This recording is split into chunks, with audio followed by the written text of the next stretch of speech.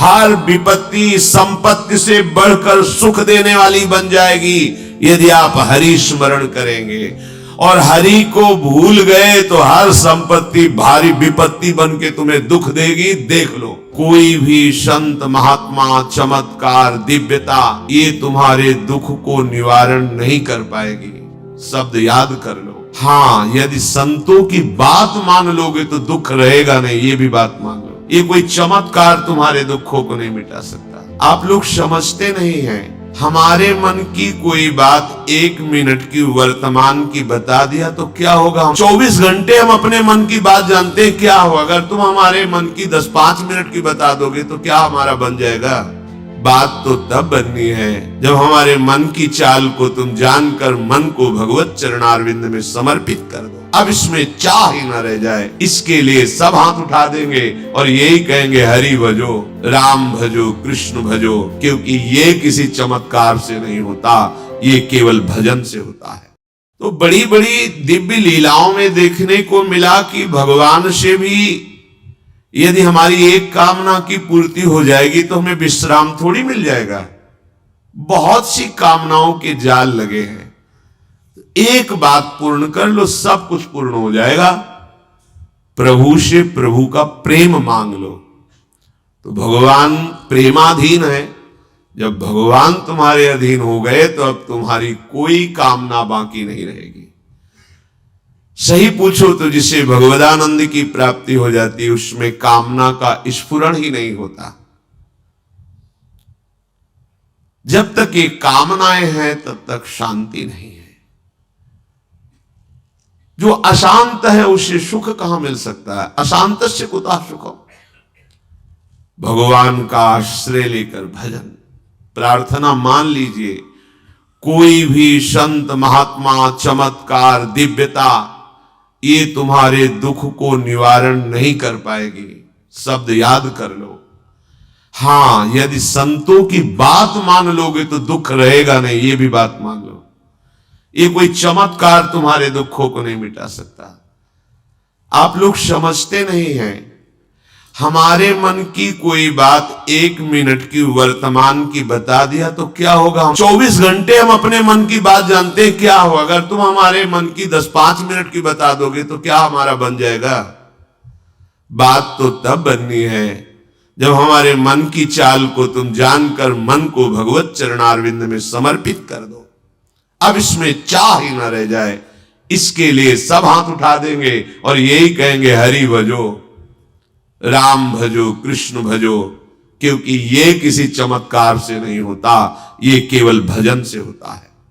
और जब तुम्हारा मन आनंद समुद्र प्रभु में लगेगा तो किसी कामना की चाह ही नहीं रह जाएगी।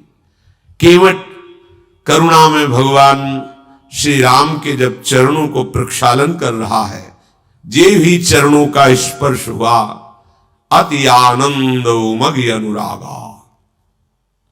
अति आनंद अनुराग का ऐसा उमगन प्रभु दे रहे हैं तो प्रभु से कह रहा अब कछुनाथ न चाहिए, आपसे भी नहीं चाहिए, मिल गया। अनंत जन्मों से जिस आनंद की खोज कर रहा था जगत में, समय नष्ट हुआ। हे जगदीश, आपके चरणों का स्पर्श हुआ, आज वो प्राप्त हो गया, अब कछुनाथ न चाहिए मोरे। एक ही बात तुम्हारे हृदय में बैठ जाए कि हमारे दुखों के छूटने का एकमात्र उपाय भगवान का स्मरण। भगवान व्यास देव जी कह रहे हरि स्मृति सर्व विपद विमोक्षणम। कोई भी विपत्ति ऐसी नहीं है जो भगवान का स्मरण करने वाला जीत ना पाए विपत्ति को। विपत्ति उसे परास्त नहीं कर सकती। हर विपत्ति संपत्ति से बढ़कर सुख देने वाली बन जाएगी यदि आप हरि स्मरण करेंगे। और हरि को भूल गए तो हर संपत्ति भारी विपत्ति बन के तुम्हें दुख देगी। देख लो, महाभागवत शिव स्वरूप हनुमान जी महाराज कह रहे, कहा हनुमंत विपत्ति प्रभु सोई, जब तो सुमिरन भजन न होई।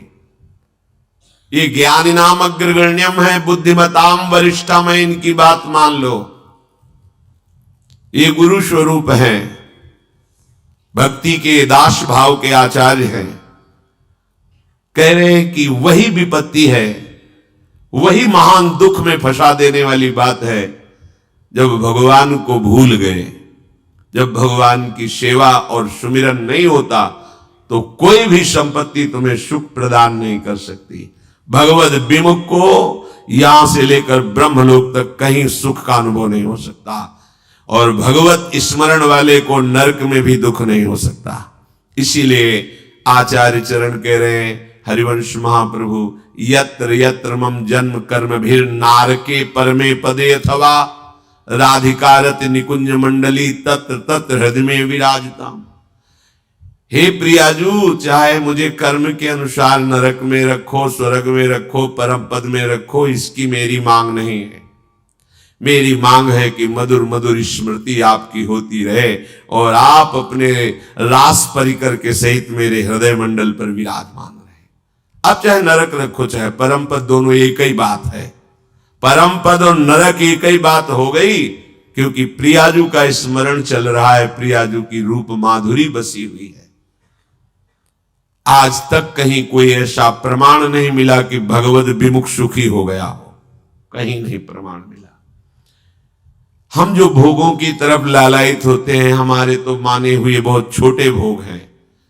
इतिहास में जब पढ़ के देखते हैं कि चक्रवर्ती सम्राट और जिनकी सैया पर उर्वशी जी विराजमान है, उनको भी तृप्ति नहीं, पागल होकर विषयों की तरफ भागते रहे और हा खाए।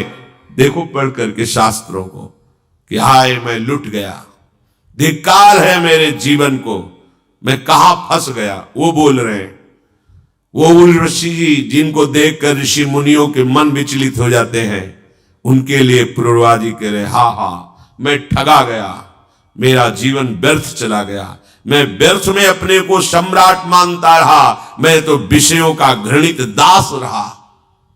कोई भी कहीं भी कैसा भी, जब तक आप प्रभु के चरणों का आश्रय लेकर भजन नहीं करेंगे बात नहीं बनेगी।